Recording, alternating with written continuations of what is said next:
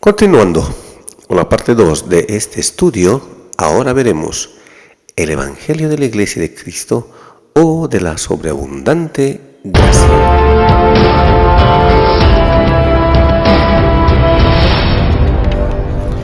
Es recomendable, para ver el estudio, la ley y la gracia en este mismo canal antes de proseguir con este estudio.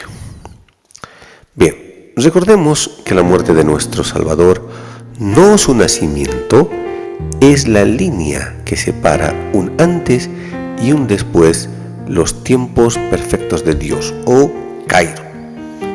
¿O no sabéis que todos los que hemos sido bautizados en Cristo Jesús, hemos sido bautizados en su muerte? Romanos 6:3. No dice su nacimiento, ¿verdad? Pero dice que fuimos bautizados en su muerte. Entonces, a partir de la obra de Jesús en la cruz, se da cumplimiento de la promesa dada a Abraham en Génesis 22:18, donde dice: en tu simiente serán benditas todas las naciones de la tierra por cuanto obedeciste a mi voz. Promesa que Pablo nos recuerda en Gálatas 3:8. Y la Escritura, previendo que Dios había de justificar por la fe a los gentiles, dio de antemano la buena nueva a Abraham, diciendo: en ti serán benditas todas las naciones. En consecuencia, hermanos, después de la muerte de Jesús se dio comienzo a la obra del otro Paracletos, quien es el Espíritu Santo que descendió a la tierra, según leemos en Juan 16:7. Pero yo os digo la verdad, os beneficia que yo vaya, porque si no voy, el Paracletos no vendrá a vosotros, pero si me voy, os lo enviaré. Hechos 1:4.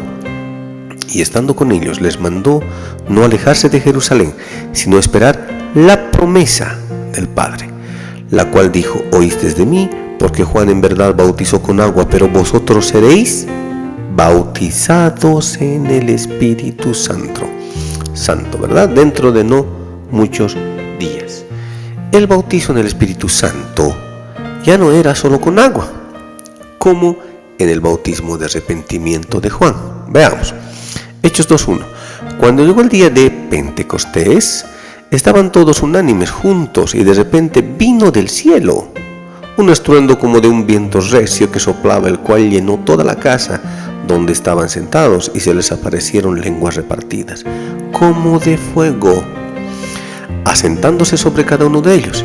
Y fueron todos llenos del Espíritu Santo, y comenzaron a hablar en otras lenguas según el Espíritu les daba que hablasen. Aleluya, amigos y hermanos. Comenzaba la nueva dispensación y el nuevo bautizo en fuego, que es el Espíritu Santo morador. Continuemos.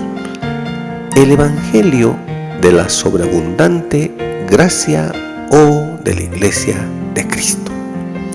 Bien, en el presente cuadro, el que están viendo en pantalla, la parte que está entre los paréntesis celestes marcan los 2000 años desde la muerte del Salvador del mundo y el correspondiente descenso del Espíritu Santo en Pentecostés hasta el arrebatamiento de la Iglesia de Cristo. Asimismo, este paréntesis marca el periodo donde está operativo el Evangelio de la sobreabundante gracia, que estamos viendo en esta parte 2 del estudio. Pero también en este tiempo está siendo predicado por el engañador el otro Evangelio, que veremos en la parte 3. Y la exposición que está fuera del cuadro celeste la vimos en la parte 1, en el Evangelio del Reino.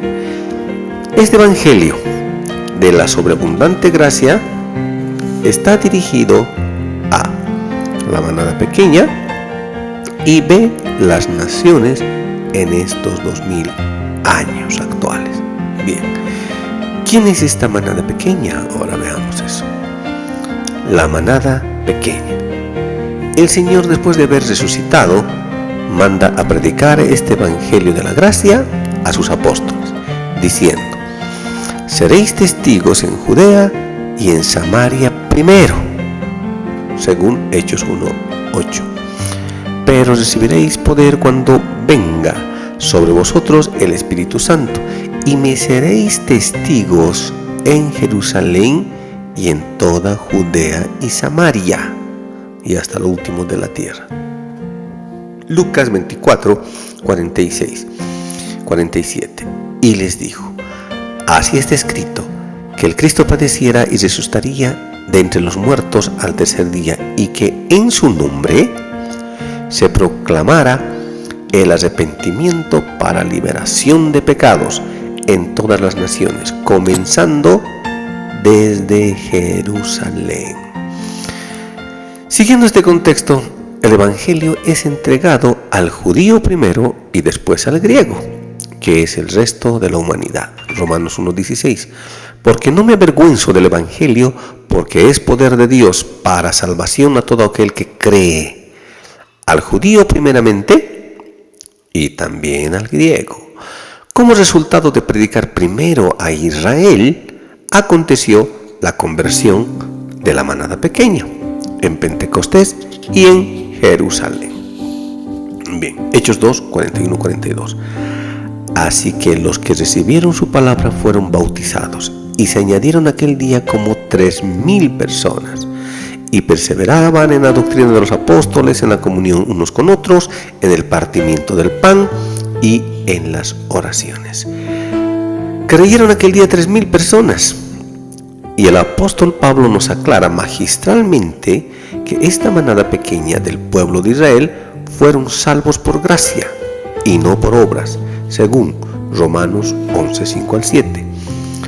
Así también aún en este tiempo ha quedado un remanente escogido por gracia, y si por gracia ya no es por obras, de otra manera la gracia ya no es gracia, y si por obras ya no es gracia, de otra manera la obra ya no es obra. ¿Qué pues? Lo que buscaba Israel no lo ha alcanzado, pero los escogidos sí lo han alcanzado, y los demás fueron endurecidos. Este Evangelio de la sobreabundante gracia está dirigido también a las naciones en estos 2000 años, en estos tiempos, en este tiempo que estamos viviendo, hermanos. Muy bien. Este es el Evangelio que está operativo y que se debe predicar en el presente tiempo a todo ser humano, hasta que llegue el día del arrebatamiento. Cree en Jesucristo y la obra de la cruz, porque todo está consumado, ya que por las obras de la ley ninguna carne será declarada justa delante de él, porque mediante la ley viene el conocimiento pleno del pecado.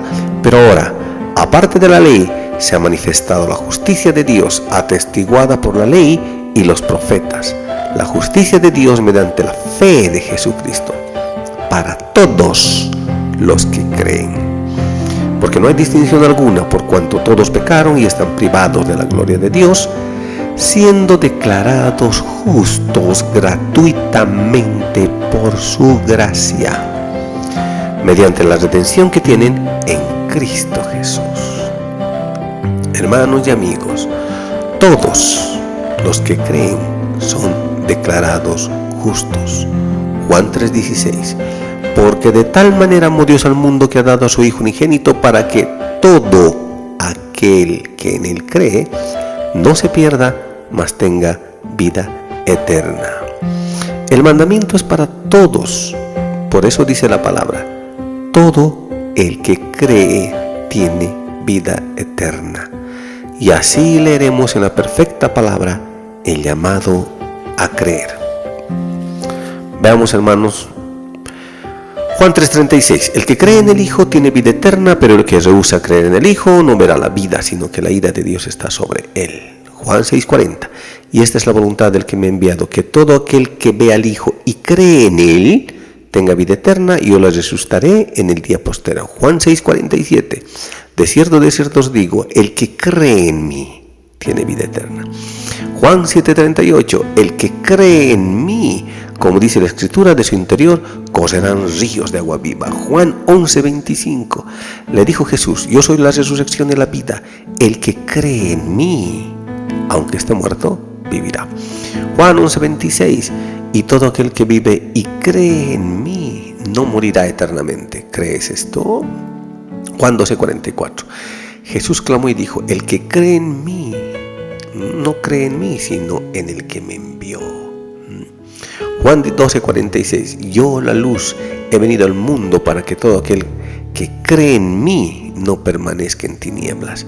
Ellos dijeron: cree en el Señor Jesucristo y serás salvo tú y tu casa. Hechos 16:31. Primero de Juan 5:10. El que cree en el Hijo de Dios tiene el testimonio en sí mismo. El que no cree a Dios le ha hecho mentiroso, porque no ha creído en el testimonio que Dios ha dado acerca de su Hijo. Bien. Los términos que son usados por el apóstol para los gentiles en sus epístolas para los gentiles, valga la redundancia, son términos de conclusión, donde resalta que la obra completa de salvación ya fue hecha, consumada y concluida en Jesucristo.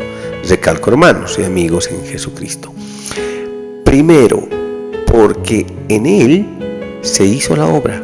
Segundo, porque no hay otro nombre dado sobre todo nombre, según Filipenses 2:9 y Efesios 1:21. Y tercero, porque es el único nombre dado a los hombres para que podamos ser salvos, según Hechos 4:12. Y la palabra dice que el creer no es una obra, Romanos 4:5. Mas al que no obra, sino cree en aquel que justifica al impío, su fe le es contada por justicia. Veamos ahora cómo toda la salvación aplicada por el Espíritu Santo está en Cristo.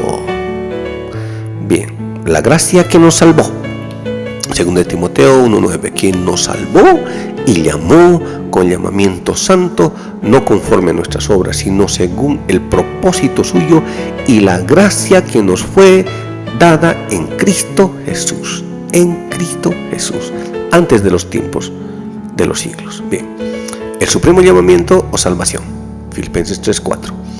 Prosigo a la meta del premio supremo al supremo llamamiento de Dios en Cristo Jesús. Veamos la elección, Efesios 1:4. Según nos escogió en Él antes de la fundación del mundo, para que fuésemos santos y sin mancha delante de Él. El perdón, veamos el perdón, Efesios 4:32. Antes sed benignos unos con otros, misericordiosos, perdonándoos unos a otros, como Dios también nos perdonó a vosotros en Cristo. Veamos, todo es en Cristo, hermanos. Veamos ahora la liberación de la condenación. Romanos 8:1. Ahora pues, ninguna condenación hay para los que están en Cristo Jesús. Los que no andan conforme a la carne, sino conforme al Espíritu. Ahora veamos la libertad. Gálatas 2:4. Y esto a pesar de los falsos hermanos introducidos a escondidas, que entraban para espiar nuestra libertad que tenemos en Cristo Jesús. Libertad que tenemos en Cristo Jesús, para reducirnos a esclavitud. Gálatas 5:1. Estad pues firmes en la libertad con que Cristo nos hizo libres, y no estéis otra vez sujetos al yugo de esclavitud. Bien, veamos la justificación. Gálatas 2:17. Y si buscando ser justificados en Cristo, también nosotros somos hallados pecadores, es por eso Cristo ministro del pecado en ninguna manera. La vida eterna, Romanos 6:23. Porque la paga del pecado es muerte, mas la dádiva de Dios es vida eterna en Cristo Jesús, Señor nuestro. Santificación, 1 Corintios 1:30. Mas por Él estáis vosotros en Cristo Jesús, el cual nos ha sido hecho por Dios sabiduría, justificación, santificación y redención. Veamos las enseñanzas espirituales. Efesios 4:21. Si en verdad le habéis oído y habéis sido por Él enseñados conforme a la verdad que está en Jesús, somos llevados en victoria. 1 Corintios 15:57. Mas gracias sean dadas a Dios, que nos da la victoria por medio de nuestro Señor Jesucristo. La esperanza de gloria en Cristo, vemos, Colosenses 1:27. a quienes Dios quiso dar a conocer las riquezas de la gloria de este misterio entre los gentiles, que es Cristo en vosotros, la esperanza de gloria. ¡Aleluya!